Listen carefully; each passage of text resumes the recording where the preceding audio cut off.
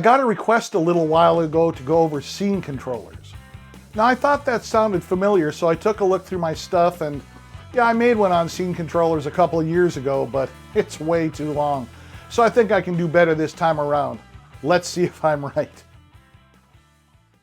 I'd say that the FM3 is the perfect model for using scene controllers because of its block and CPU limitations.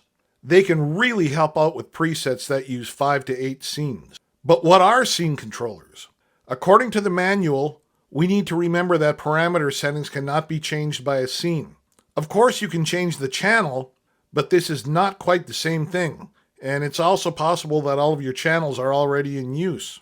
The scene controller system bridges the gap between these worlds, providing a way for individual parameters or groups of parameters to have different values in different scenes. Scenes cannot change block parameters, but scene controllers can. 4 different knobs can be used with modifiers to change the value of desired parameters. I think that's why some of the guys that have switched from Helix to Fractal have problems. They look at a scene being the same thing as a Helix snapshot, and it's not. If you're using the same block and channel in different scenes and you change a parameter in one scene, it changes that parameter in all scenes. For example, if you're using the same channel in the amp block and you adjust the gain in one scene, it changes the gain in all scenes that use that same block and channel. Let me show you that. Here in preset 000, I'm in scene 3, which uses channel C, the 59 bass guide jumped. Bright gain is set at 7. If we go to scene 4, lead FX, and take bright gain here and crank it up to 10, and then go back to scene 3, bright gain is 10 there too, because we're using the same amp block and channel. Now, of course, you have 4 channels in the amp block, so you could use the same amp in a different channel and adjust the gain, and it wouldn't affect the other scenes. That's fine for a 4-scene preset, but let's just say that you're building an 8-scene preset that uses the same amp in each scene, but you want to use different settings in each scene. For scenes 1 through 4, you can use 4 amp channels and change the settings in each channel, but what can you do about scenes 5 through 8? What if you want to start out clean and end up roaring, but you want to use all 8 scenes to make the changes gradually? Well, this is where scene controllers can get around some of the FM3's limitations. What that means is scene controllers can override some of the parameters in a preset. A preset can have 4 scene controllers. Each scene has its own settings for those 4 scene controllers. The 4 scene controllers provide a way to change sound settings from one scene to another. Think of each scene controller as a virtual knob whose setting can be programmed with a different value in every scene. By assigning this knob as a modifier source, you can create per scene parameters. For example, you could assign scene controller 1 to gain in the amp block with a value of 2 in scene 1, 3 in scene 2, 4 in scene 3, and so on, up to 10 in scene 8. Now all 8 scenes have different gain values, even though you only have one amp block. The manual has a scene controllers tutorial on page 70, but it uses the front panel. If that's your preferred way of doing things, crack open that manual to page 70, my friend, and have at it. I'm going to stick with FM3 Edit.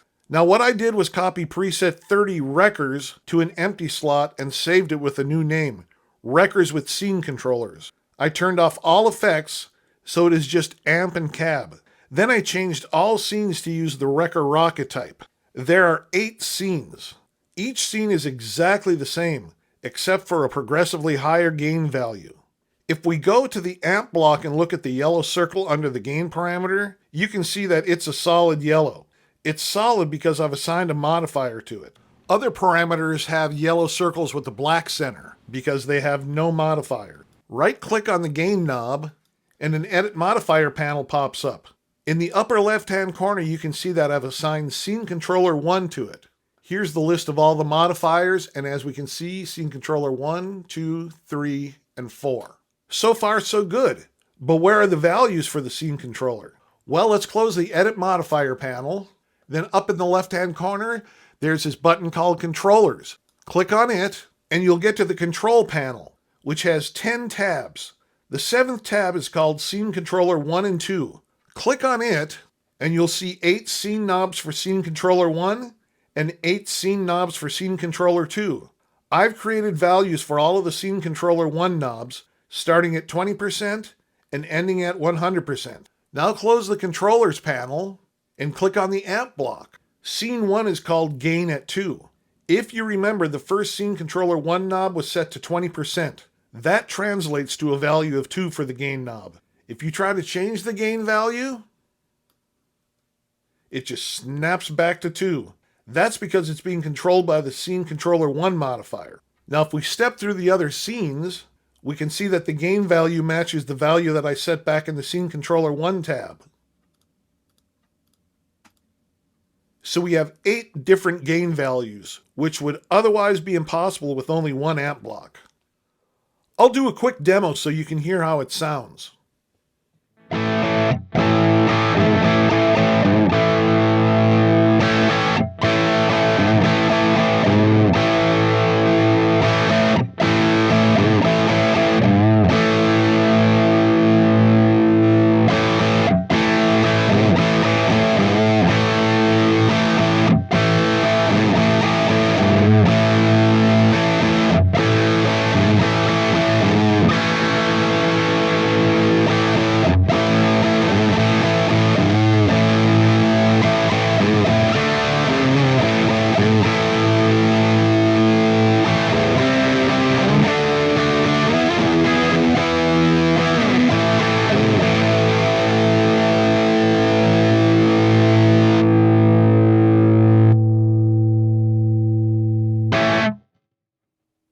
Scene controllers allow you to create presets on the FM3 that would be literally impossible any other way.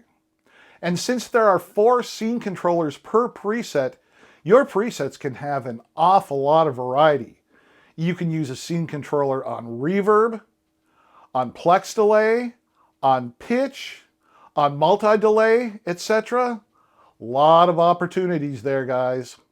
And to take things a step further, you can use one scene controller across multiple parameters. Now that may sound weird, but it's just saying like you can if you want to. Say for instance you have Scene Controller 1 set up for the gain on the amp.